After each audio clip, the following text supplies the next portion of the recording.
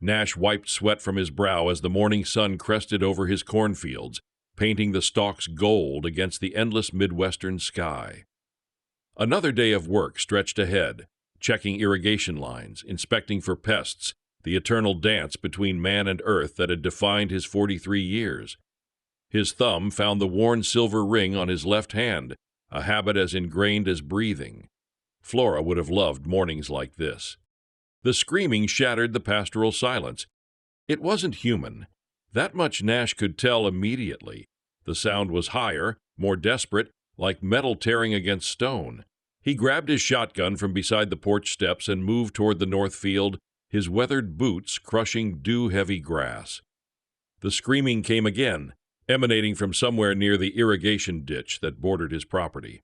Nash found it writhing in the black soil. The creature was unlike anything from this world, tall as a man but wrong in every conceivable way. Its dull green carapace caught the morning light, segmented like an insect's, but scaled to something that should never have existed. 4 arms thrashed wildly, clawing at its own head, while mandibles clicked in rapid, panicked bursts. Black, faceted eyes rolled in what could only be described as absolute terror. "Jesus Christ!" Nash breathed, raising his shotgun instinctively. But the thing wasn't attacking. It was suffering. "Don't shoot!" Nash spun toward the voice. A woman emerged from behind his tool shed, hands raised but not in surrender, in caution. Auburn hair escaped from a loose braid, framing sharp brown eyes that fixed on the writhing alien with scientific fascination rather than fear. "Who the hell are you?" Nash demanded, keeping the gun trained between the stranger and the creature. "Dr. Autumn Smith, botanist from the Agricultural Extension," she said, her gaze never leaving the alien. "I was here to study your soil composition for my research when that thing fell from the sky. It's been like this for 20 minutes. The alien's screaming intensified, its antennae twitching violently as it rolled deeper into the furrow Nash had tilled yesterday. Rich, dark earth caked its carapace, and where the soil touched, the creature's movements became more frantic. "It's afraid of the dirt," Autumn said, stepping closer despite Nash's warning gesture. Her fingers drummed against her thigh, a nervous tick he'd later learn signaled deep thought. "Look at how it reacts when the soil makes contact." Nash lowered his weapon slightly. The woman was right. Every time the alien touched the earth, its distress peaked. When it managed to lift itself partially from the ground, the screaming subsided to tortured whimpers. "We need to understand what's happening," Autumn said, pulling a soil sample kit from her jacket pocket. "This isn't random. There's a pattern here." "Lady, I don't care about patterns. That thing came from space, and it's on my land." Nash's green eyes flickered with the defiance that had carried him through his wife's death and 5 years of struggling harvests. "I want it gone." The alien suddenly went rigid, its black eyes fixing on Nash with startling clarity. When it spoke, the words came out in halting, accented English, as if the language was being torn from its throat. "The earth burns, your world screams in our minds." The creature's mandibles clicked frantically between words.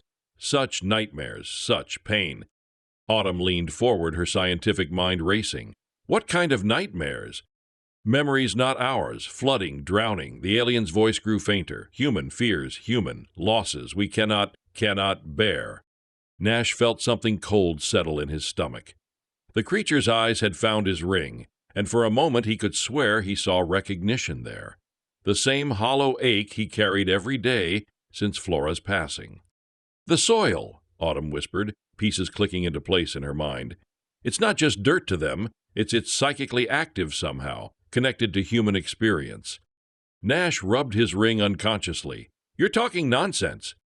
"Am I?" Autumn knelt beside the alien, careful not to touch it. "Every crop you've grown, every season you've worked this land, you've poured your life into it, your sweat, your hopes, your grief. What if somehow that leaves an impression?" The alien's screaming had faded to pitiful whimpers. Its movements grew sluggish as more earth clung to its form.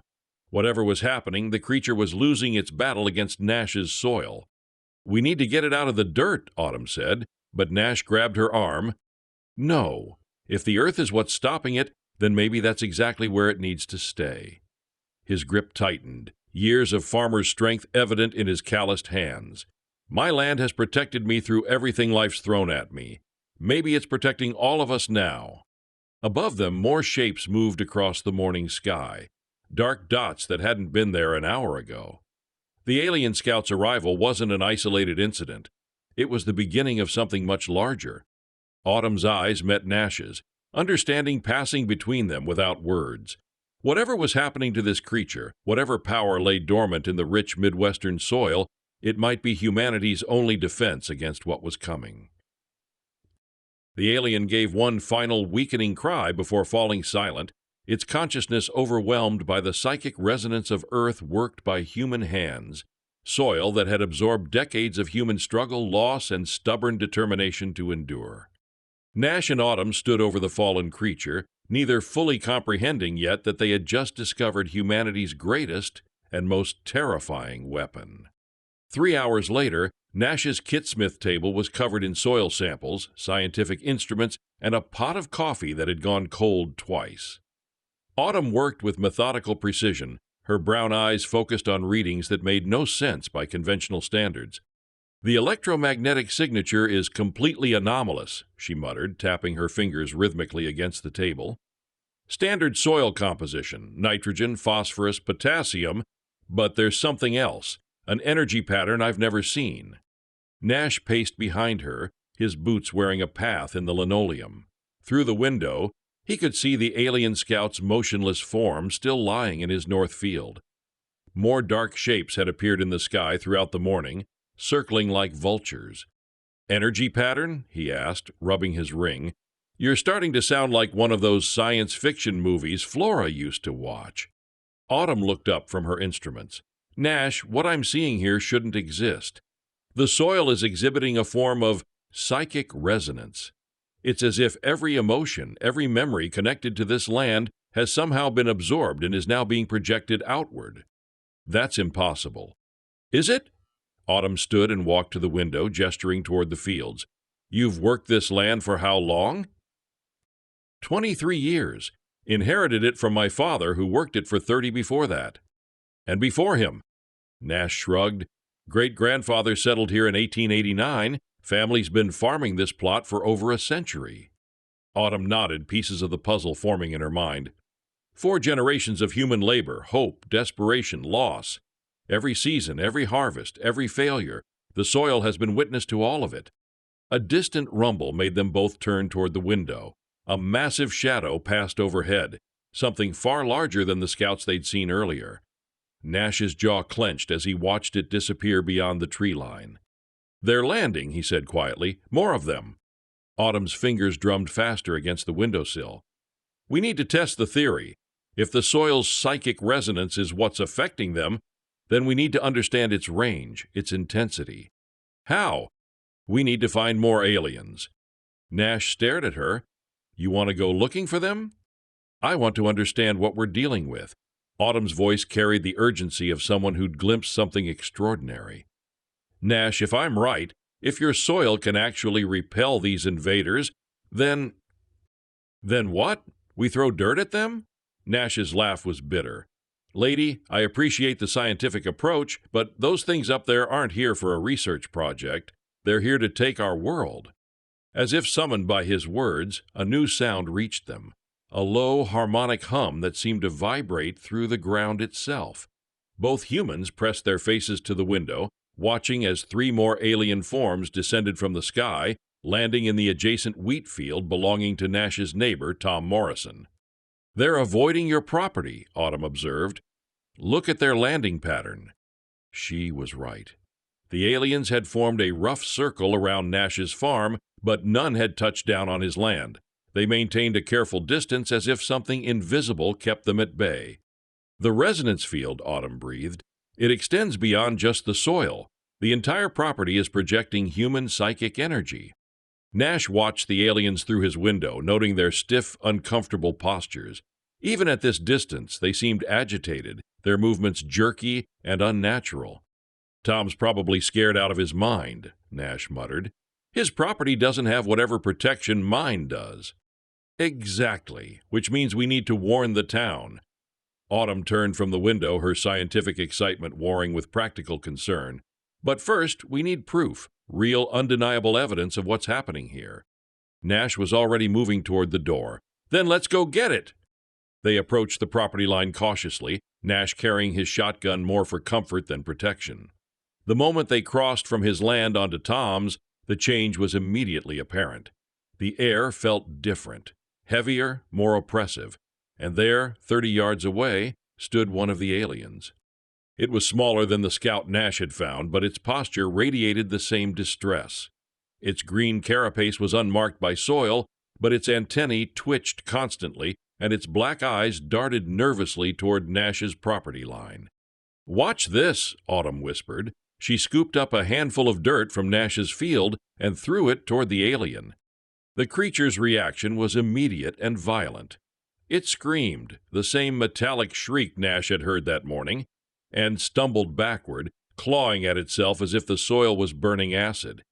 The handful of earth hadn't even touched it, but the proximity alone was enough to send it into a panic. "Psychic projection," Autumn said, her voice filled with awe. "The soil doesn't need physical contact. It's broadcasting human consciousness like a radio signal." Nash stared at the retreating alien, understanding dawning in his green eyes. Every farmer in the county, every person who's worked the land, generations of human experience impressed into the earth itself. Autumn's fingers drummed against her thigh. "Nash, this isn't just about your farm. This could be happening everywhere humans have cultivated the soil." A new sound reached them, vehicles approaching from the direction of town. Nash recognized the rumble of Bill Hanson's pickup truck, followed by what sounded like half the volunteer fire department. "Word's spreading," Nash said grimly. "Won't be long before everyone knows about the visitors." Autumn looked between the alien ship in the distance and the approaching townspeople. "We need to get back to your house. If I'm right about the resonance field, your property might be the only safe place for miles." As they hurried back across the property line, Nash felt the immediate relief of entering his protective zone. The alien they'd encountered remained at the border, unwilling or unable to cross onto his land. "You said every farmer, every person who's worked the land," Nash said as they reached his porch. "What about the people who haven't? The townspeople, the ones who live in apartments and work in offices?" Autumn's face grew grave. "If the resonance is tied to soil cultivation, to the direct connection between human consciousness and the earth, then they're defenseless," Nash finished. Above them, more ships appeared in the sky, and Nash knew their time for research and speculation was running out. Whatever was happening here, whatever power lay buried in the soil of his ancestors, they had to find a way to use it, or watch their world fall to invaders who couldn't bear the weight of human memory. The protection his land offered was real, but it was also limited. The question now was whether they could expand it before the aliens decided to test their defenses in earnest. The Millfield Community Center hadn't seen this many people since the centennial celebration 5 years ago. Every folding chair was occupied, with more residents standing along the walls. The overhead fluorescent lights hummed nervously, casting harsh shadows across faces etched with fear and confusion. Nash stood at the front of the room beside Autumn, acutely aware of the weight of every gaze upon him. His thumb worked over his wedding ring as he surveyed the crowd. Farmers, shop owners, the mayor, the volunteer fire chief, and dozens of others whose lives had been upended in the span of a single morning. "I know this sounds crazy," Nash began, his voice carrying the authority of a man who'd weathered every storm the prairie could throw at him. "But what Dr. Smith and I discovered this morning might be the only thing standing between us and those ships outside." Margaret Holloway, the town elder, rose from her seat in the front row. Her gray hair was pulled into its customary tight bun, and her pale blue eyes fixed on Nash with barely concealed hostility. "Nash, with all due respect, you're asking us to believe that dirt, common soil, can somehow repel alien invaders. It's preposterous." Murmurs rippled through the crowd. Nash caught sight of Bill Hanson nodding agreement with Margaret, while Tom Morrison, whose property had been invaded, sat pale and silent in the back. "Margaret's right," called out Pete Kowalski from the hardware store. I've been working this land for 30 years. If soil could do what you're claiming, wouldn't we have noticed something before now? Autumn stepped forward, her brown eyes bright with conviction. The resonance is specific to consciousness that perceives human emotions as foreign, she explained, her fingers drumming against the podium. We experience our own psychic patterns as natural background noise, but to an alien mind, the accumulated human experience in cultivated soil would be overwhelming. Listen to yourselves, Margaret said, her voice rising. Psychic soil? Alien consciousness? This is fantasy, not science. Nash's jaw tightened. Tell that to the thing I found writhing in my field this morning. Tell that to Tom, who watched 3 of them land on his property and hasn't been able to go home since. Tom Morrison stood slowly, his weathered face drawn with exhaustion. They're still there, he said quietly, circling my house like they're looking for something, but they won't go near Nash's fence line, not even close. Margaret's expression hardened. Even if this ridiculous theory were true, what exactly are you proposing? That we somehow weaponize our farmland? I'm proposing we survive, Nash shot back, squaring his shoulders. Whatever those things want, they're not here to negotiate. They want our world, and the only thing that stopped them so far is the soil our families have worked for generations. A new voice cut through the tension. The room fell silent as the community center's main door swung open, revealing a figure that made every human present take an involuntary step backward. The alien scout leader stood in the doorway, its 7-foot frame barely fitting through the entrance. Its dull green carapace gleamed under the fluorescent lights, and its faceted black eyes swept across the assembled humans with calculating intelligence. When it spoke, its voice was a harsh, mechanical approximation of human speech. Citizens of this settlement, it began, its mandibles clicking between words. I am designated as Primary Scout 47 Alpha of the Hegemony Expansion Fleet. I speak for the forces now claiming your world. Margaret rose slowly, her face pale but determined. What do you want? Compliance, surrender. Your species will be relocated to preserve units suitable for labor.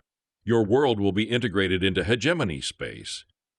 The alien's antennae twitched nervously as it avoided looking directly at Nash. This process will proceed with minimal difficulty if you cooperate. And if we don't? Nash asked, his voice steady despite the fear clawing at his chest. The alien's attention snapped to him, and for a moment its composure cracked. Nash could see the same terror in its eyes that he'd witnessed in his field that morning.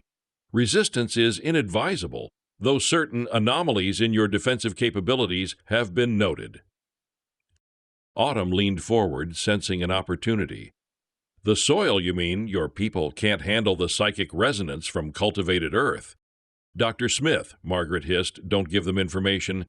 They already know, Autumn interrupted. Look at how it's positioning itself. It's staying as far from the windows as possible, away from any connection to the outside soil. The alien's mandibles clicked rapidly, a tell Nash was learning to recognize as distress. Your agricultural zones produce unacceptable psychological interference. This complication will be addressed.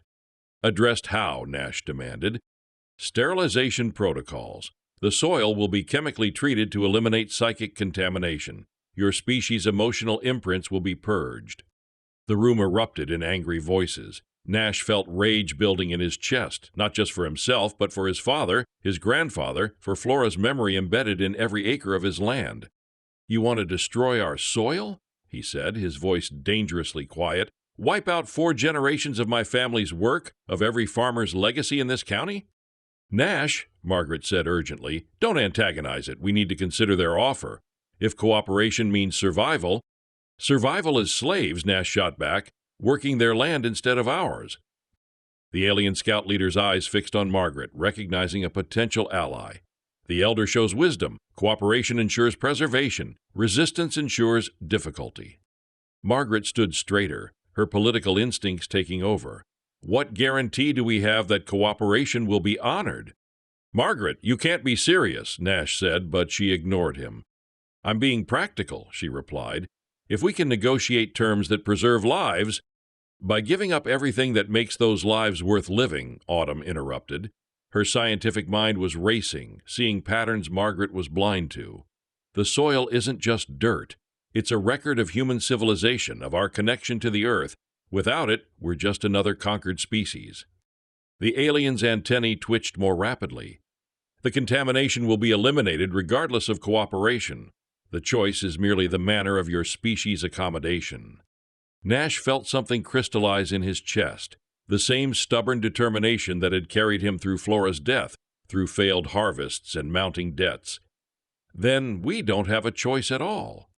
He turned to face the crowd, his green eyes burning with conviction.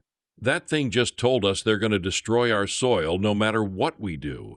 Everything our family's built, everything we've worked for, gone.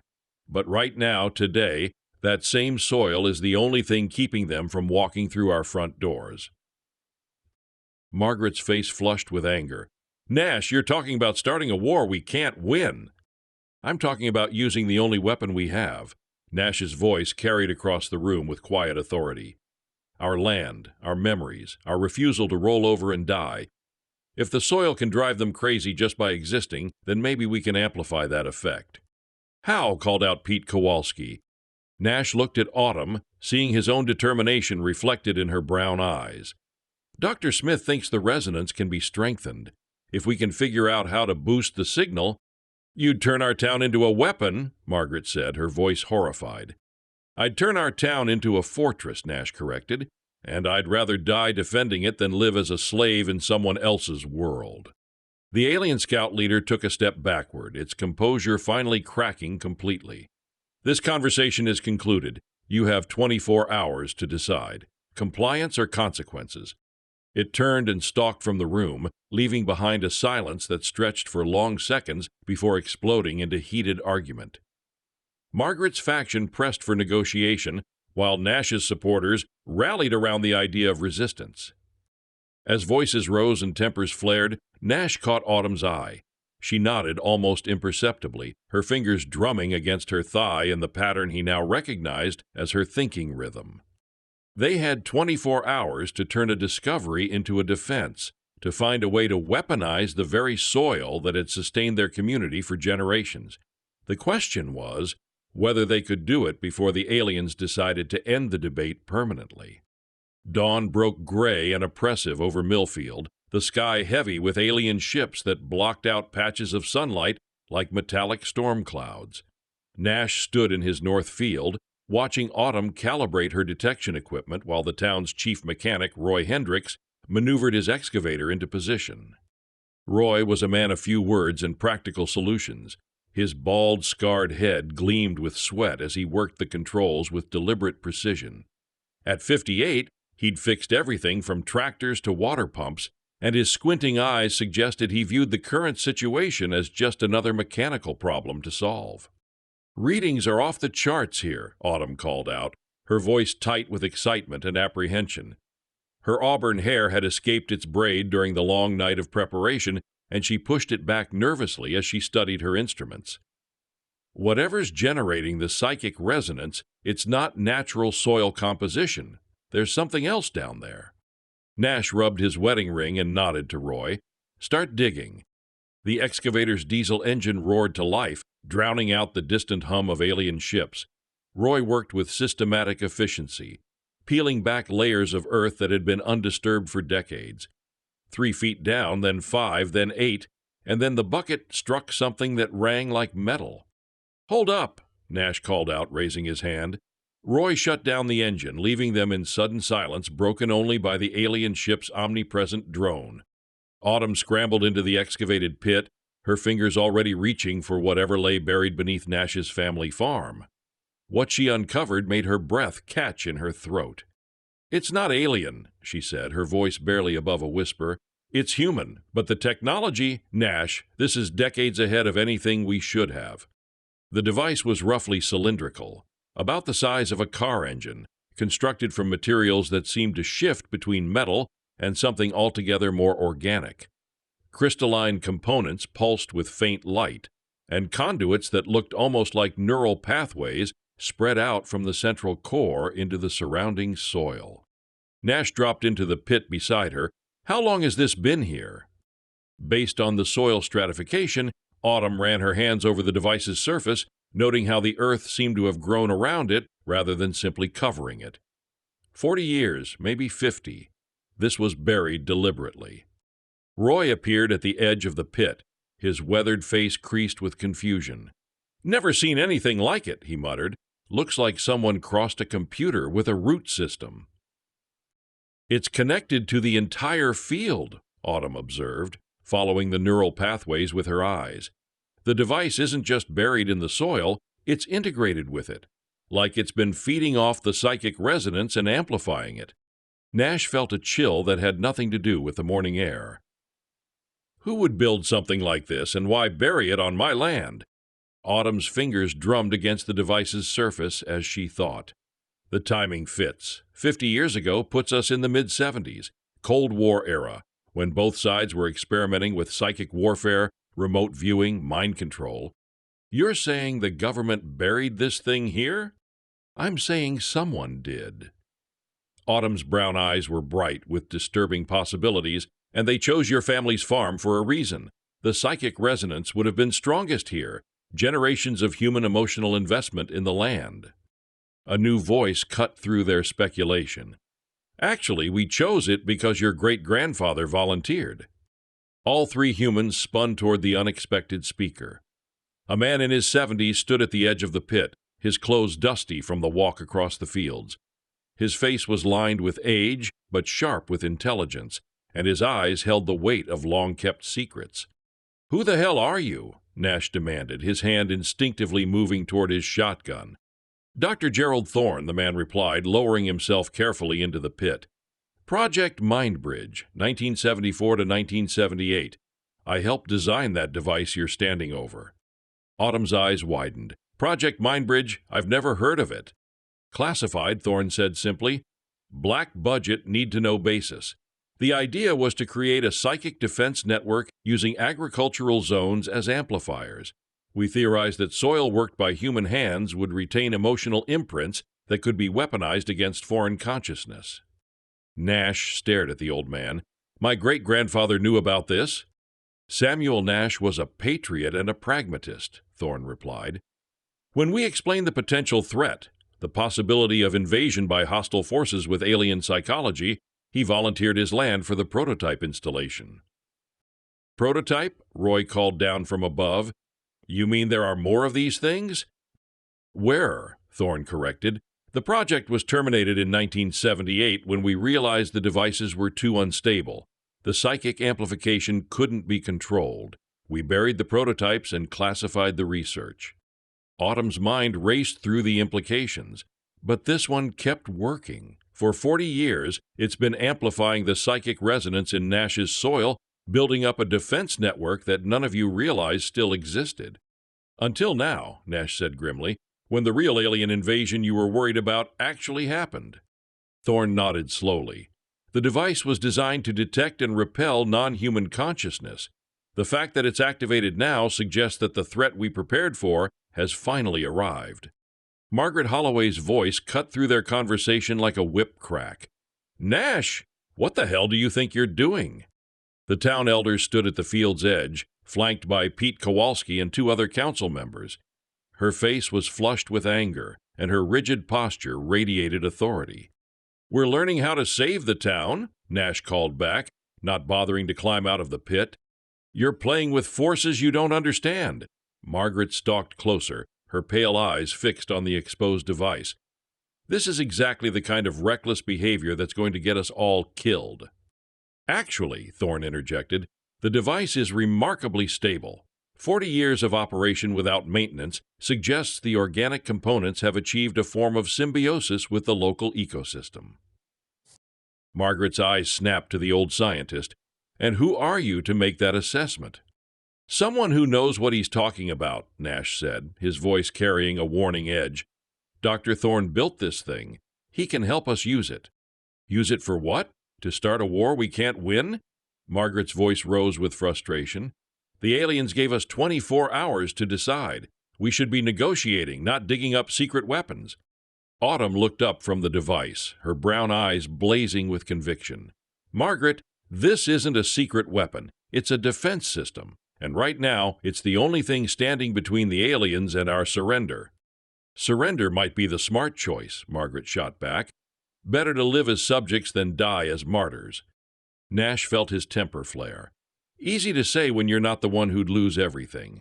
This device is connected to my land, my family's legacy. If we can figure out how to amplify its effect—" "You'll turn Millfield into a battleground," Margaret finished. "I won't let you make that decision for the entire town." Roy cleared his throat from above. "Might want to table this argument," he said, his voice carefully neutral. "We've got company." They looked up to see alien ships descending, their formation suggesting reconnaissance rather than attack. But the ships maintained their distance from Nash's property, circling like predators, testing the boundaries of dangerous territory. "They know," Autumn said quietly. "They know we found the source of the resonance." Nash climbed out of the pit, his jaw set with determination. "Then we'd better figure out how to use it before they decide to stop us."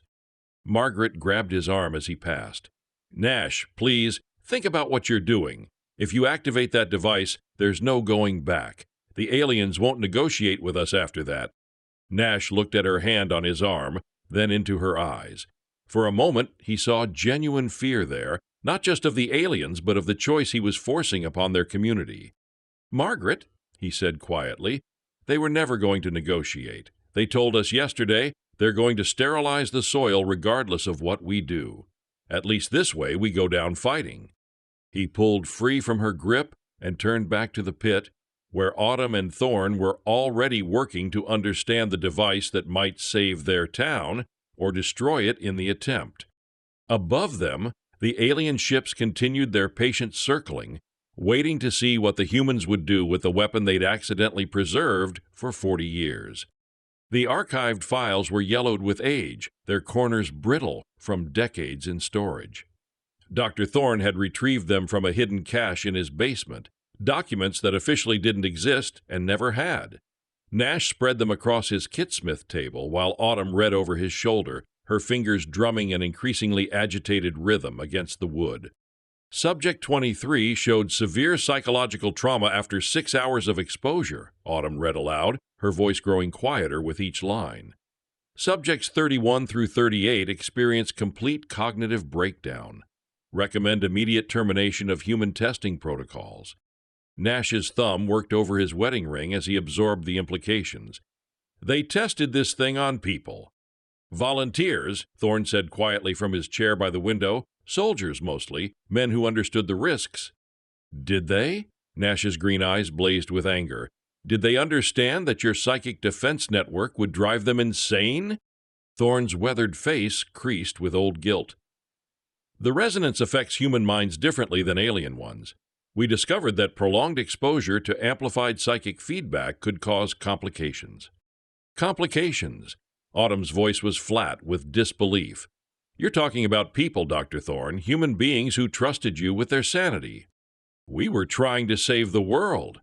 Thorne's composure cracked, revealing the weight of decades of regret. "The intelligence community had evidence, fragments of alien technology, unexplained phenomena that suggested we weren't alone. We needed a defense against consciousness that operated on completely different principles than human psychology." Nash stood abruptly, pacing to the window to stare out at the excavated pit, where the device hummed with increasing intensity. "So you built a weapon that tortures the mind and buried it under my family's farm." "We built a shield," Thorne corrected. "The psychological effects on humans were an unintended consequence." "Tell that to the families of your test subjects," Autumn said, flipping through more files. 17 men, Dr. Thorne. 17 soldiers who volunteered to serve their country and ended up in psychiatric facilities. The room fell silent except for the distant hum of alien ships and the alien energy beams lanced down from the sky like pillars of blue fire, their target the exposed device in Nash's north field. But something impossible happened as the weapon struck. The beams bent, twisted, and scattered as if hitting an invisible barrier several feet above the ground. "The psychic field is deflecting their weapons," Autumn breathed, her instruments registering energy readings that made no scientific sense. "The resonance isn't just psychological, It's affecting physical reality. Nash watched in stunned silence as the alien ships repositioned for another attack run. Around the property's perimeter, more aliens had landed, a full battalion maintaining careful distance while their aerial support attempted to neutralize the device. "It's protecting itself," Thorne said, his voice filled with wonder and horror. "The device has evolved beyond our original programming. It's using the harvested consciousness to create a localized reality distortion." Margaret grabbed Nash's shirt, her usually controlled demeanor shattered. "You have to shut it down. The resonance is spreading through town. Half our people are collapsed, lost in memories that aren't their own." Roy Hendricks sat propped against his excavator, his eyes vacant, but his mouth still moving in a constant whisper of borrowed trauma. The explosion, the screaming, "Why couldn't I save them?" The words weren't his. They belonged to Tom Morrison's grandfather, a World War II veteran whose memories were bleeding through the psychic network. "Nash," Autumn said urgently, "I think I understand what's happening. The device isn't just amplifying human consciousness, it's creating a collective unconscious. Every memory, every emotion from everyone in range is being pooled together." "Making us stronger or driving us insane?" Nash asked grimly. "Both," she admitted.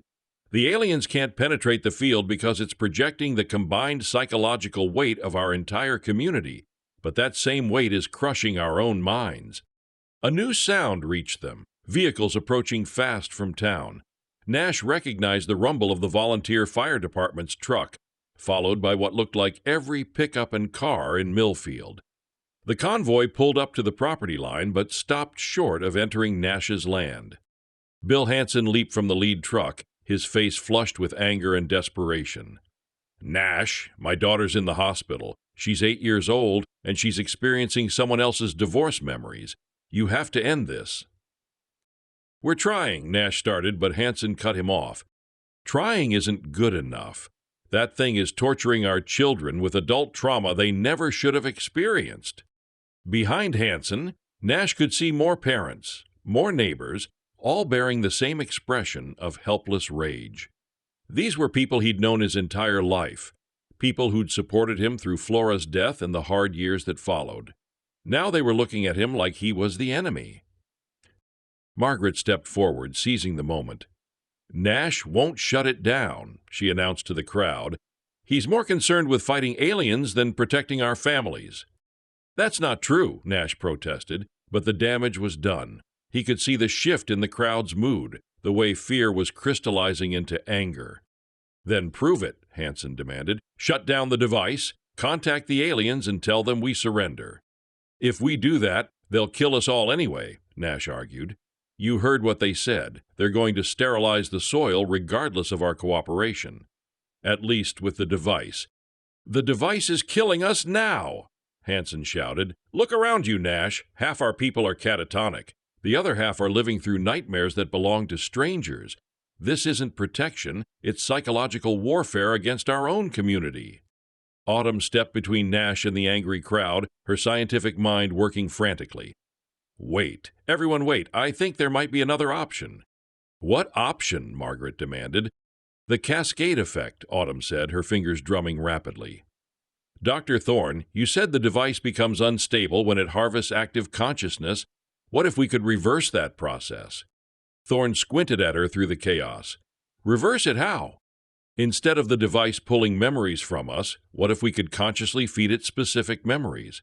Control what it's broadcasting instead of letting it harvest randomly." Nash felt a spark of hope. "You mean we could choose what psychological effects to project at the aliens?" "Theoretically," Autumn said. "If we could establish a directed interface with the device, we might be able to channel specific human experiences rather than random psychic noise." Margaret shook her head vehemently. "You're talking about volunteering to have your minds harvested by that thing. It's insane." "It's our only chance," Nash said, understanding dawning in his green eyes. "If we can control what the device broadcasts, we can make it truly defensive instead of just chaotic." Roy Hendricks suddenly looked up from his whispered rambling, his eyes clearing for the first time since the cascade began. "The interface," he said in his own voice. I can see it. The device, it's trying to communicate. Nash knelt beside the mechanic. Roy, are you back? I'm here, Roy confirmed, though his voice remained strained. But I'm not alone. I can feel everyone, their memories, their fears, their hopes. The device isn't just harvesting our minds, Nash. It's trying to understand us. Autumn's eyes widened. It's learning. The device is using human consciousness to evolve its own programming. Above them, the alien ships regrouped for another attack. This time, their formation suggested a different strategy. Instead of trying to penetrate the psychic field, they were positioning to attack the town directly. They're going to bypass the device, Nash realized. If they can't destroy it, they'll kill the people powering it. Margaret saw the same thing. This is your fault, Nash, all of it. If you'd just agreed to negotiate. Her words were cut off by the whine of charging energy weapons. The alien ships were preparing to fire, not at the device, but at the volunteer convoy gathered at the property line. Nash made his decision. Roy, can you interface with the device? Can you help us control what it's broadcasting? Roy nodded slowly. I think so, but it'll require volunteers, people willing to link their consciousness directly to the system. I'll do it, Nash said immediately. And me, Autumn added. This is madness, Margaret protested. You're talking about surrendering your minds to that thing. We're talking about using our minds to save our town, Nash corrected. He turned to face the crowd gathered beyond his property line. I know you're scared. I know the device is hurting your families, but those ships up there aren't going to negotiate with us. They're going to kill us all unless we find a way to stop them. Bill Hansen stared at Nash for a long moment. If you're wrong, if this doesn't work, our children will pay the price. If we don't try, Nash replied, there won't be any children left to worry about. The alien weapons reached full charge, their targeting systems locking onto the human vehicles. Nash had seconds to act before the first strike would turn the confrontation into a massacre. He looked at Autumn, at Roy, at the device humming with chaotic power beneath his family's soil. The choice was no longer between surrender and resistance. It was between controlled sacrifice and random destruction. The fate of Millfield, perhaps of all humanity, now rested on their ability to turn a weapon of mass psychological destruction into a tool of precise defense. And they had to do it before the aliens decided to end the experiment permanently. Nash plunged his hands into the soil surrounding the device, feeling the neural pathways pulse against his palms like living veins. The moment his skin made contact, the world exploded into fragments of memory and sensation that weren't entirely his own. Flora's laugh echoing through the kitsmith, the weight of her hand in his during those final days, the smell of rain on turned earth, his father's voice teaching him to read the sky for weather signs. Nash! Autumn's voice seemed to come from very far away, though she knelt beside him in the excavated pit. Nash, stay focused. We need to direct the flow, not get lost in it. Roy had his hands pressed against the device's central core, his weathered face contorted with concentration. The interface is opening, he reported through gritted teeth. I can feel the system's attention turning toward us. Above them, the alien energy weapons discharged toward the human convoy. But instead of devastating fire, the beams scattered harmlessly against an invisible barrier that extended well beyond Nash's property line. The psychic field was expanding, fed by the conscious direction of 3 human minds linked directly to its source. Margaret's voice carried across the distance, sharp with disbelief.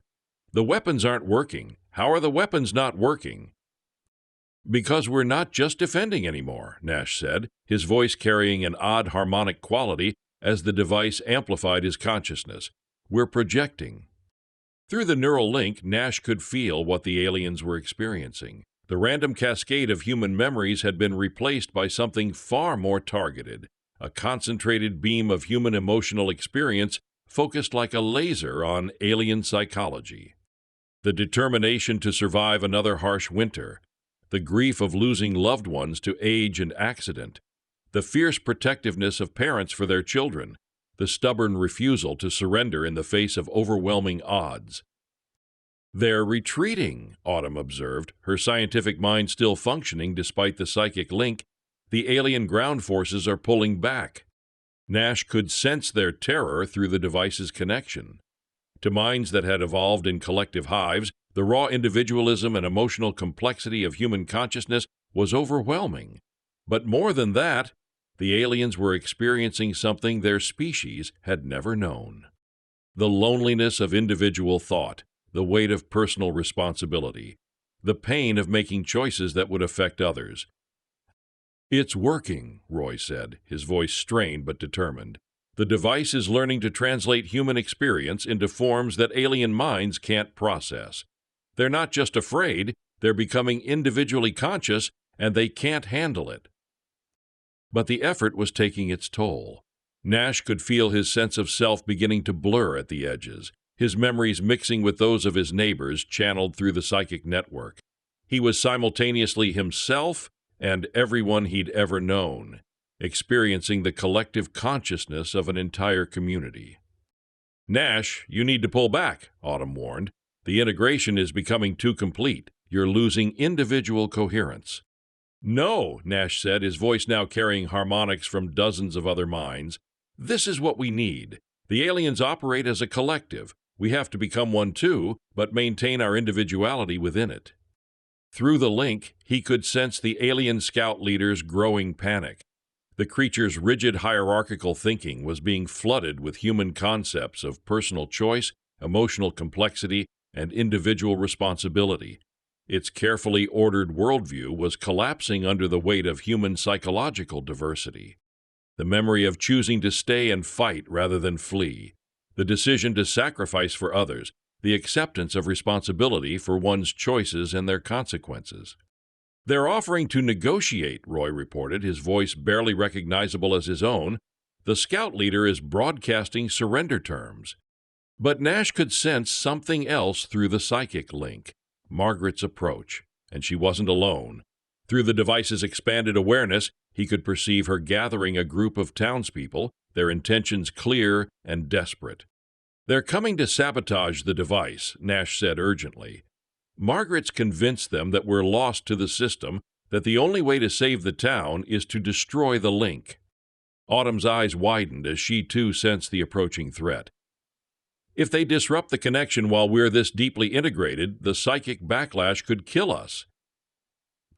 Roy's scarred head turned toward the approaching figures. "Then we better finish this fast." Nash pushed deeper into the link, accepting the risk of complete ego dissolution. Through the device, he projected not just human emotion, but human choice itself. The fundamental decision to stand and fight rather than submit, to accept individual responsibility rather than collective absolution. The effect on the alien forces was immediate and devastating. Ships began falling from the sky as their pilots were overwhelmed by the concept of personal agency. Ground forces scattered as collective consciousness dissolved into terrified individuality. But Margaret's sabotage party was almost at the pit's edge. Nash could see her pale blue eyes blazing with desperate determination, convinced that she was saving the town from psychological extinction. "Margaret, don't," Autumn called out. "We've almost got them routed." "You're not you anymore," Margaret shouted back. "Look at yourselves. You're talking with the voices of the dead, thinking with minds that aren't your own." She was partly right. Nash could feel his individual identity stretched across the psychic network, experiencing the memories and perspectives of everyone in Millfield simultaneously. But he was still Nash, still the farmer who'd lost his wife, still the man determined to protect his land and his neighbors. "I'm exactly who I've always been," Nash said, his voice carrying the harmonics of the entire community. "I'm just more than I was before." Margaret raised the makeshift explosive device she'd brought, a combination of Roy's tools and Pete Kowalski's demolition experience. "I won't let you sacrifice our humanity for victory." "We're not sacrificing it," Nash replied, feeling the alien fleet's retreat accelerating as more ships fell victim to the psychological assault.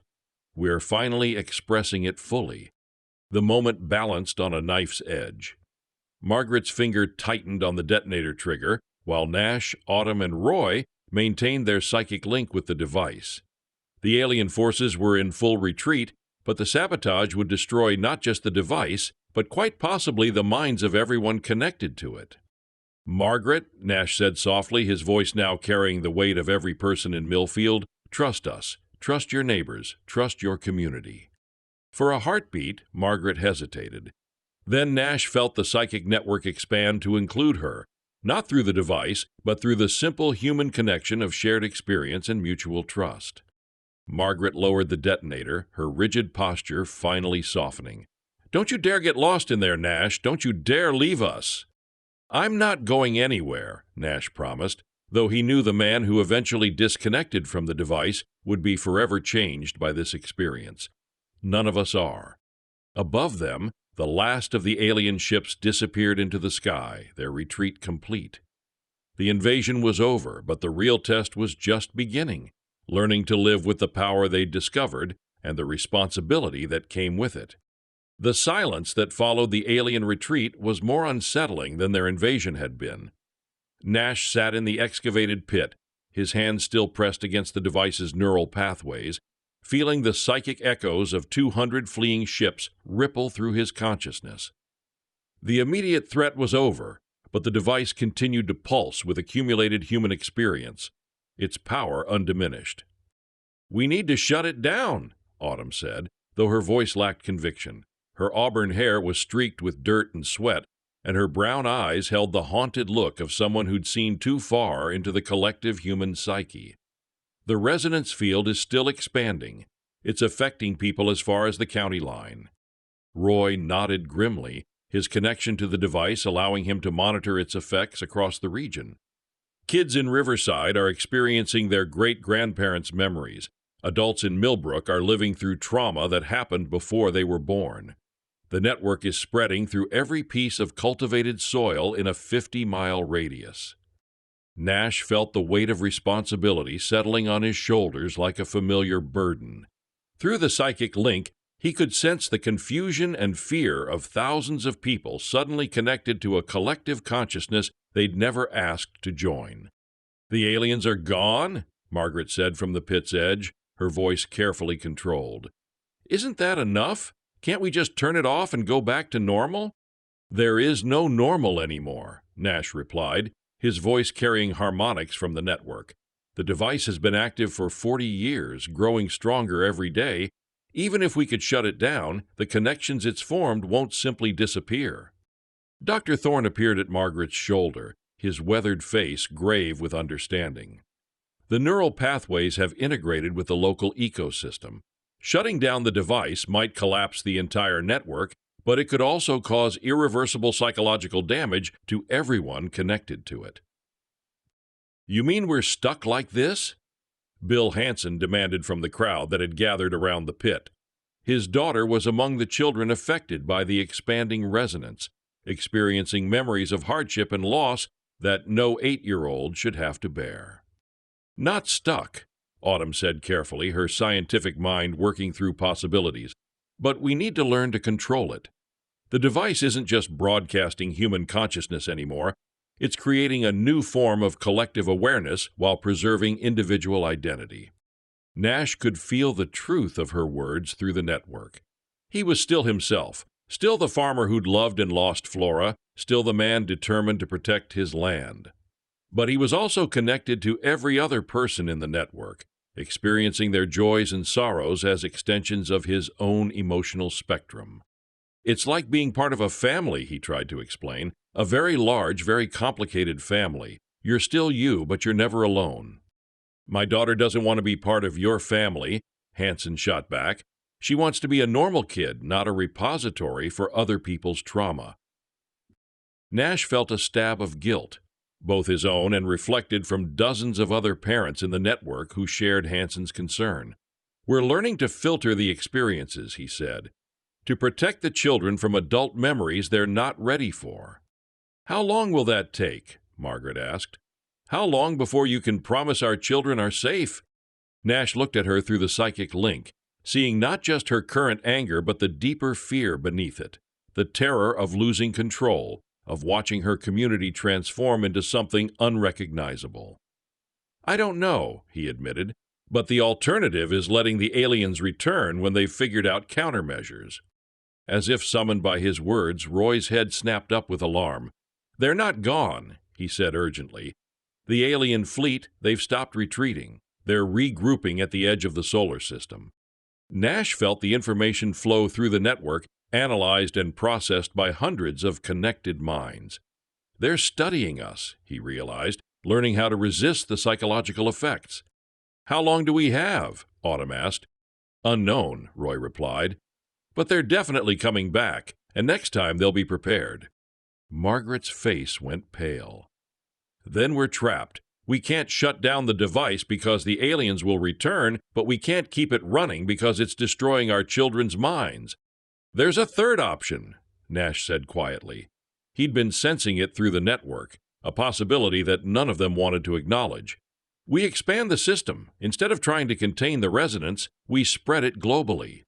"What?" Several voices spoke simultaneously. "Every piece of cultivated soil on Earth carries some level of human psychic imprint," Nash explained. "If we could create a network of devices like this one, linked through the global agricultural system—" "You're talking about turning the entire planet into a psychic weapon," Thorne said, his voice filled with horror and fascination. "I'm talking about creating a permanent defense," Nash corrected. "A global consciousness network that would make Earth uninhabitable for any species that can't handle human psychological complexity." Margaret stepped into the pit, her pale blue eyes blazing with anger. "Nash, listen to yourself. You're proposing to transform the entire human race into components of some psychic defense system." "I'm proposing to save the human race," Nash replied. "The aliens will return. If we don't have a permanent defense, they'll eventually find a way to overcome our local effects." "At what cost?" Hansen demanded. "You want to force every person on Earth into your collective consciousness network?" Nash felt the weight of the decision pressing down on him through the psychic link. He could sense the fear and uncertainty of everyone connected to the system, their trust in his judgment, warring with their terror of the unknown. "The choice isn't between normal life and the network," he said finally. "The choice is between the network and extinction. The aliens made that clear. They want our world, and they'll sterilize everything that makes us human to get it." Autumn's fingers drummed against the side of the pit as she processed the implications. "A global network would require massive coordination, precise timing, and the cooperation of every major agricultural nation on Earth.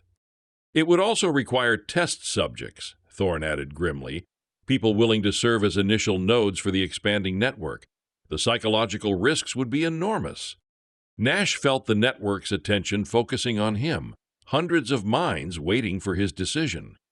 He was the anchor point, the original consciousness that had made contact with the device. Whatever choice he made would determine the fate of everyone connected to the system. "I'll do it," he said quietly. "I'll serve as the primary node for the global expansion." "Nash, no," Autumn said urgently. "The psychological stress of anchoring a worldwide network could destroy your individual consciousness completely." "Maybe," Nash admitted, "but if it saves Earth, if it preserves human independence and dignity, then it's worth the risk." Margaret grabbed his shoulders, her rigid composure finally cracking. "You can't make this choice for everyone. You can't decide the fate of the entire human race." Nash met her eyes, seeing his own reflection in them. A man transformed by power he'd never sought, bearing responsibility he'd never wanted. "Someone has to," he said simply, "and right now I'm the only one who can." Above them, the sky remained clear, but Nash could feel the alien presence at the edge of perception, waiting and watching. The choice was before them. Expand the network globally and risk losing their humanity to collective consciousness, or remain vulnerable to an enemy that would surely return. Time was running out, and the fate of two species hung in the balance. Nash tightened his grip on the soil, the device's neural pathways thrumming beneath his fingers. The alien scout leader's surrender broadcast echoed through the psychic link, a desperate plea to end the overwhelming flood of human consciousness. Nash felt the weight of Millfield's collective memory, generations of struggle, love, and defiance, channeling through him Autumn and Roy into the device. "Terms," Nash growled, his voice a chorus of the town's voices. "They wanted to sterilize our soil, erase our history. No terms. Autumn's hand touched his shoulder, grounding him. Nash, we've got them on the run, but we're losing ourselves in the link. If we don't disconnect soon, we'll be consumed. Roy nodded, sweat beading on his brow. The device is stabilizing the field, but it's pulling too much. I can feel my kids' memories mixing with mine. My dad's, too. Above, the alien ships hesitated, their formations breaking as the psychic assault intensified. The ground forces retreated further, some collapsing under the weight of forced individuality. Nash saw it through the link, alien minds fracturing as they grappled with human concepts of choice and loss. Margaret pushed through the crowd, her face pale but resolute. Nash, stop this! The aliens are offering peace. You're risking our sanity for revenge. It's not revenge, Nash said, his voice steady despite the strain. It's survival. If we stop now, they'll come back stronger. We end this today. Thorne climbed into the pit, his aged hands trembling as he adjusted the device's crystalline components. Autumn's right. We need to disconnect safely. I can recalibrate the device to emit a final pulse, strong enough to drive them off permanently without killing us. Do it, Nash ordered, feeling Flora's memory anchor him amidst the psychic chaos. Her laugh, her strength, reminded him why he fought. Thorne worked quickly, guided by decades-old knowledge. This pulse will project a unified human experience, resilience, hope, defiance. It'll overload their collective minds without harming ours. The crowd watched, tension palpable. Bill Hansen clutched his truck's door, torn between fear for his daughter and trust in Nash. Tom Morrison stood silent, his earlier terror replaced by grim determination. As Thorne adjusted the final conduit, the device hummed louder, its light pulsing in sync with Nash's heartbeat. Now, Thorne shouted. Nash, Autumn, and Roy focused, channeling a single deliberate memory, Millfield standing united against floods, droughts, and now invaders. The device roared to life, releasing a psychic shockwave that rippled across the county. Alien ships shuddered, then fled skyward, their ground forces collapsing into catatonic heaps. The psychic link faded. Nash staggered, catching himself on the pit's edge. Autumn and Roy slumped beside him, exhausted but intact. The crowd erupted in cheers, Margaret's protest drowned out by relief. Thorne sealed the device, its light dimming. It's dormant now. The aliens won't return. Not after that. Nash looked across his fields, the soil still rich with his family's legacy. We protected our home, he said, thumb brushing his ring.